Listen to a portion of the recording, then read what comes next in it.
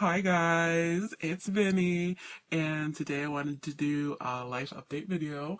I think the last one I did, which I didn't officially mark it as a life update, was the one about my disability denial. So I kind of wanted to go from there and kind of tell you guys what happened from there. So that's going to start with the bad news, and then I have some more news to share with you, which is a little bit better, a little bit more upbeat, because I don't want to leave it on such a down note, because I just don't. And yeah, we could talk about that. I originally wanted to make it two separate videos, but then I thought, the topics are kind of similar and they're interwoven together, so why not just make it one long video, and you guys at home, you guys can just put this on in the background if there are people out there who don't like to watch, like visually watch a video that's of a lengthy duration, because I know I personally, if a video is like over 10 minutes or so, or even over 5 minutes, honestly, to be really honest, I will watch the video, especially if it's a vlog. I will put it on in the background so I can listen to it kind of like a podcast rather than watch it, because sometimes people's facial expressions are not as critical to their message. So anyway, let's get started.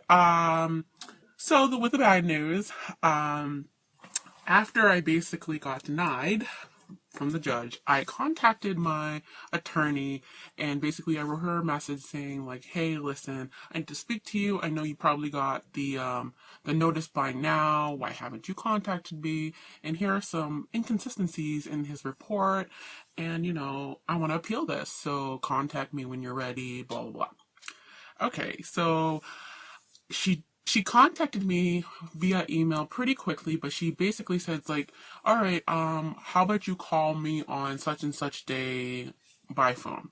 So I did, right? And I called her really early in the morning, because I know with these offices, the earlier you call, closer to when they open up, the better you are to getting a hold of them. So I woke up really early, called her around maybe 9 a.m.-ish, 10, and she wasn't there, she wasn't available, or she was doing something else, and I left the message with the secretary. But then, guess what? She never got back to me that day. So I was like, alright, this is interesting.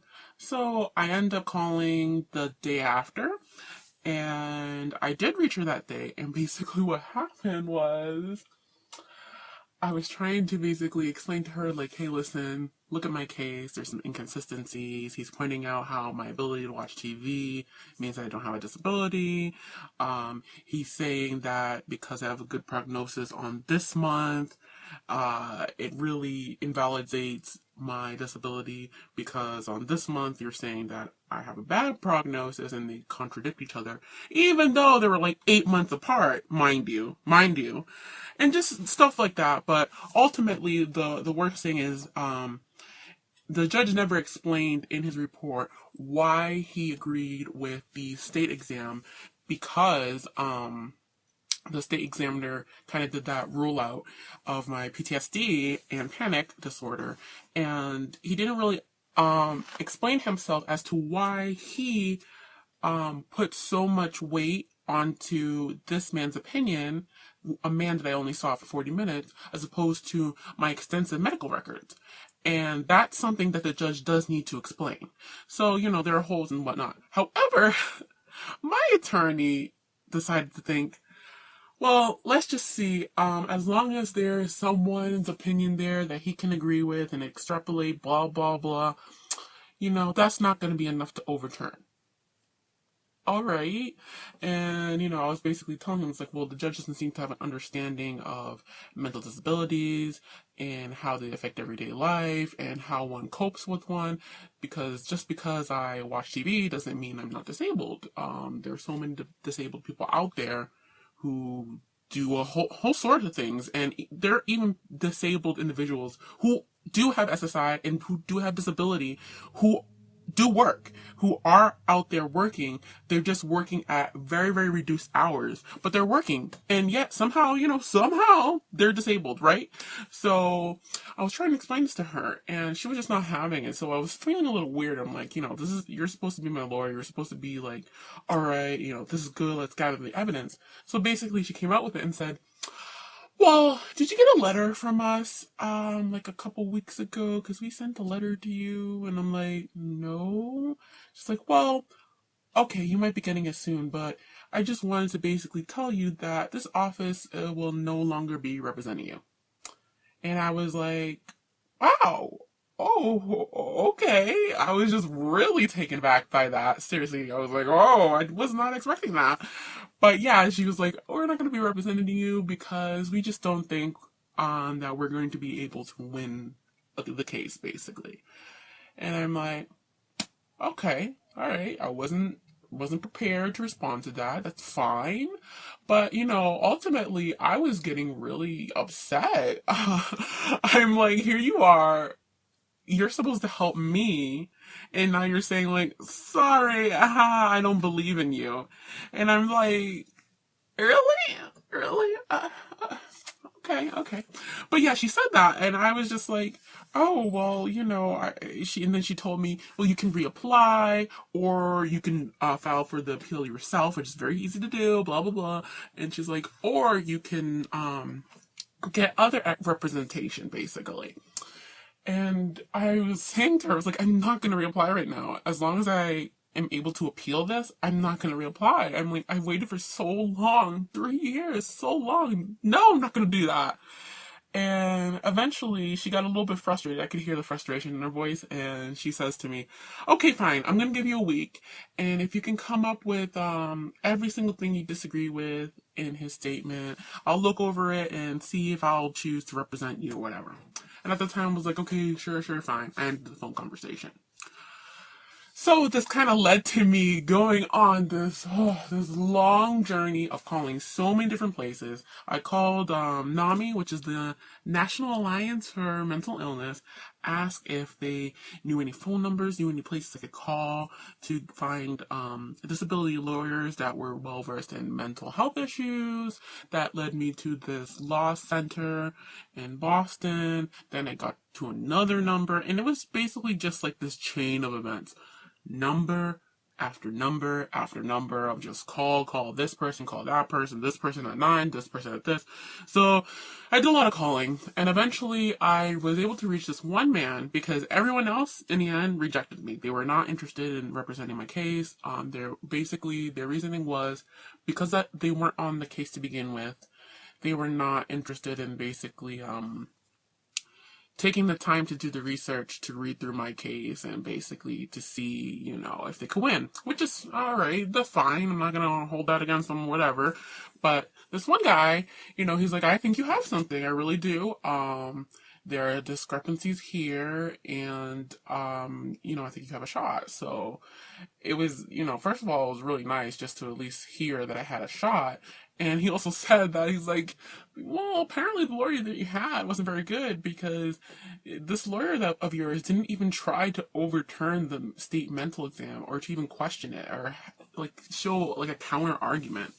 And I'm like, yeah, she really did it. And the reason why he pointed that out is because the mental exam, this is something that usually comes before your trial. But in my case, for whatever reason, because the system is so great, it came after my trial. So my attorney got the report from the doctor, and she could have said, hey, listen, I see that in your report, you said that you rule out these mental disorders. Why is that when you read her file and when she has, she stated to have this, and that, and 3 other doctors have diagnosed her with that, what's up with that? And stuff like that. Can you explain yourself? So, yeah, she didn't do that, and that could have very well made the difference, honestly, in my opinion. But, yeah, so I think I might end up going with him ultimately. But right now I'm at this point where I have to tell my attorney that's in limbo pretty much waiting for me to respond to her. I have to tell her that I no longer need her services and that I want all of my medical records. Like, she has a stack, like, no, I'm not kidding. I'm not exaggerating. This big on me. So I need to tell her that I need all those files because what I need to do is I have to go through every single one of those files and find every single thing I can to hit that judge with to say, I see you pointed this out, but you neglected to point this out. So I need to collect that from her in order to give it to the new attorney so that we can start, we can start working on that and whatnot. But yeah, I haven't contacted her yet because I'm really anxious and I really, really, really, really hate, like, if there's anything that I hate is confrontation. Like, that's something that I hate the most. And I'm scared of telling her, like, yeah, I don't want you to represent me and I need you to give me all of my files because I'm so afraid because she seemed a little bit shady in the way that she kind of shafted me. I'm so afraid of her saying, like, no, that is not something I can do, blah, blah, blah. And, oh, God, I'm just like, oh no, please don't let me encounter that. But I think I'm going to write her an email today and please, please let her just say, okay, yes, when can we meet up? Let me hand you my stuff. But yeah, so that's where I am with that. Now, since then, I've gotten my results for my psychological evaluation that I talked about, and I am so happy for several reasons. The first thing is because, yet again, lo and behold, guys, I was diagnosed with PTSD. I know, shocking, right? Shocking that now 4 people have diagnosed me with PTSD, but some state mental exam volunteer person said, oh no, she could have it or maybe she doesn't, who knows? But yeah, I was diagnosed with that. So when I saw that, I just started laughing a little bit to myself. I'm like, yeah, isn't it interesting how I could be diagnosed with PTSD again? But anyway, yeah, so that was great. But one of the most wonderful things about it was I was diagnosed with a personality disorder. Now, you're probably wondering, like, why is that great? Well, let me clarify myself just a little bit. When I was in college, I took a couple of psychology courses because that's a passion of mine. And in one course, this professor had us doing a unit on different types of personality disorders, basically gauging from moderate to the most severe. Stuff like that. So there was a unit on that. And one of the first ones we ended up talking about was borderline personality disorder. And this is something I've never heard of before. Prior to that, I had no idea what it was. So I was very curious about it. And he assigned us a book. We had to go out and buy a book for it, for the unit. And, you know, even though he only assigned a couple chapters in it, I read the whole thing. Because as soon as I started reading this book, it seriously did, it changed my life. This book changed my life because as soon as I started reading it, I was like, this is me. This book is about me. And I think I finally found out what's wrong with me. I finally found out why I'm so different and why I process information, why I process emotions and other things around me differently. I have this. I know I have this. Nobody can tell me otherwise. So, the book was, just so you guys, if you're curious, it's, I have it over here. It's, I Hate You, Don't Leave Me.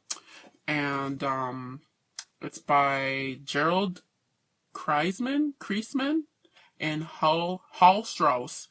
And this book is pretty old. It is the same age as me, actually. The copyright is 89, which is the year I was born. And it is a book on borderline personality disorder. And if I just go really quickly through the kind of chapters, they're called The World of the Borderline, Chaos and Emptiness, Roots of Borderline Syndrome, Borderline Society, Understanding and Healing, Communication with the Borderline, Seeking Therapy, and Coping with Borderline. So, yeah, it's very, very detailed, and it kind of goes into just the thought process of what it's like to have borderline personality disorder. And when I read this, I was just blown away because I'm just like, like I said, finally I found something like me. And flash forward several years later, when I got into therapy with my current therapist, I was very surprised and very shocked that she never diagnosed me with borderline personality disorder because I was convinced that I had it. And she only diagnosed me with anxiety, depression, and PTSD, and panic disorder. And, I thought maybe, well, she knows best. Maybe it was just my anxiety that was really the issue, or maybe it was just my PTSD that was affecting the way I perceive things, blah, blah, blah. But then when I got this diagnosis, you guys, when I got this, I was like, yes, yes. I'm so happy because I was right. And it just like, oh, it really invigorated me. It really empowered me. And it like proved to me that you can seriously be your own basically, master of your own mind. Basically, you know yourself better than anyone in this world knows you. And as close as a psychologist, a therapist, a social worker can get to knowing you, as close as they can, as much insight as they have, as much practice as they have, diagnosing certain, things about you, pointing out connections that maybe you didn't make, and helping you piece together the puzzle. If you have all that information inside you, it's all there. And it's all there waiting for you to figure it out. So if you have the knowledge and the research and you do it yourself, you're going to figure it out too. So I was just so very happy because I was like, yes, I was right. I knew I had borderline personality disorder. And yeah, it was just really nice to get that confirmation and to feel like now with an official diagnosis, and having the support getting sent to my therapist, she and I can definitely now work on these issues in greater detail and basically reassess, the way we do treatment and how we can better help me because, maybe she wasn't catering to all of the needs that I might have, the things that I might have needed, or maybe she might have suggested things that could have been something that I wasn't able to do or was hard for me because of borderline, but she didn't know that. So, it's just always great. But yeah, it was just so great getting that report, and I was so freaking happy. And even just sitting there listening to him do the review, because he went over the report with me, it was like listening to, I know this is gonna sound so corny, but it was like listening to a magician. Like, he was like a friggin' wizard. And I'm like, how can you extrapolate all that from like me not being able to do number sequences well? Like, how could you tell because I have a bad time, doing these number patterns, that this means I have a bad time with complex ideas, and I have lots of black and white thinking. And he's like, oh well, blah blah blah, and he's explaining it, and I'm just like, oh my god, like, it was like freaky to me. I was like, I'm going to cry because I feel like you're inside my mind. But yeah, ultimately it was a great experience, and I really suggest anyone out there, if they want to know more about themselves, even if they want to like confirm stuff about themselves, go, if you can, take a psychological evaluation, the real one, the legit ones that are like 3 hours long, because to me, it was worth it. And the doctor I had was absolutely phenomenal. He was great. And he really encouraged me also to continue to do these videos. He's like, if you're out there putting your voice out there and trying to help other people with your respective disorders, that's great. You're doing your job for the community too. So I was like, thank you. But yeah, so those are the kind of things I just wanted to share with you guys because, I know 2 of my last videos were a little bit on the downside. So I kind of wanted a little bit of a pick me up, even though in general, myself, I'm not doing that great. But this just happened yesterday, so I gotta ride the coaster for as long as I can before it crashes. But yeah, and yeah. But before I end this video, because I can already see looking at the timer, it's a little long. But if you made it this far, thank you. And before I end it, just as a brief description, borderline personality disorder. Now this is not like a clinical definition because I don't have the definition in front of me. But some of the traits of people who are borderline, basically there's a lot of tendency for, like, the biggest trait is black and white thinking, which has always been the most intense struggle in my life. In my opinion, it's been in my core the biggest struggle for me is black and white thinking. And this is basically, I have a difficult time understanding gray area, ambivalence, things that are ambiguous and kind of like uncertainty. That doesn't settle well in my brain. I don't comprehend it well, and it basically can cause it literally can cause my brain, if I'm not sure where to categorize it into one or the other, it can lead to a panic attack basically. And I always thought it was just because I liked things organized. I'm an organizational person. Organization. I am. Let's see. I'm very like. I don't know the word for it, but I'm very like oriented towards like organizing and stuff like that. But yeah, I just thought it was like that, kind of like that, but just in my head. But no, apparently it's just like part of my personality disorder. And it hinders me from understanding a lot of things because let's say I have an issue with someone. Like, for example, one of my biggest struggles is admiring someone, whether it be a close friend, a celebrity, a relative, or just generally someone that I have positive feelings towards.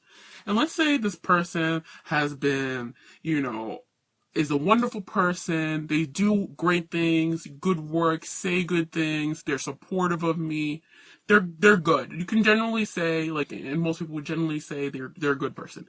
But let's say they say one thing that's bad, negative, offensive, whatever. And it doesn't have to be like, the most horrible thing in the world. It doesn't have to be some horrible racist slur. It doesn't have to be like very extreme. It just could be upsetting, or maybe an inappropriate joke, or maybe they made an offhand comment that they didn't really think about, and they're like, "Oops, I'm sorry, I didn't mean to say that." Something small that could make me categorize them as a bad person immediately. And as you can see, that's a problem because one bad thing does not a bad person make.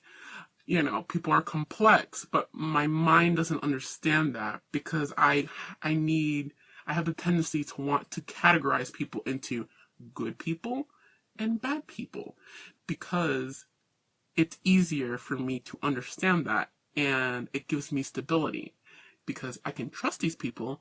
I can't trust these people, but when people are in the middle, I don't know who to trust. And that all comes from basically my unstable environment growing up, and I essentially didn't have a lot of stability in my life at all. So that's one of the biggest traits of someone who has borderline personality disorder, is that they think in black and white duality. It's like this or that, good or bad, stuff like that. So nothing's in the middle, and that's a struggle for me, but I've come a long way, and I've learned a little bit to try to battle with myself and tell myself over and over and reaffirm it's like, this person's not a bad person. They made a mistake. They made a mistake. They made a mistake. They can learn from it. They can learn from it. That's what I have to do. But another thing real quick about borderline is the tendency to want to cry for help, but then once help is received, to push it away. And basically this can look like crying for help would happen, let's say, if people are not listening to me, or I'm constantly struggling to be heard. I feel like I'm often being dismissed or pushed aside or diminished and undervalued. So, my voice gets louder. I do more drastic actions, stuff like that. And then finally, when someone's listening to me, I'm afraid to let them get close because I don't really trust them. They're just like everyone else that wants to hurt me, and I can't let them hurt me. That's another trait for the borderline. But anyway, I'll make another video, most likely on borderline personality disorder. But I just wanted to share, give you a nice big lengthy update on my life. Tell you how it's been going, and so thank you guys for watching this video, and of course for staying 24 minutes into this very lengthy video. I appreciate that. I really, really, really, really, really do. So I hope you guys have a wonderful day. Have a wonderful weekend. It is a holiday weekend that I don't celebrate personally, but that gives some people out of school, so that's pretty awesome. So I hope you guys enjoy the weekend. Have a great day, and I hope to see you again. Okay? Bye! I hit my hand.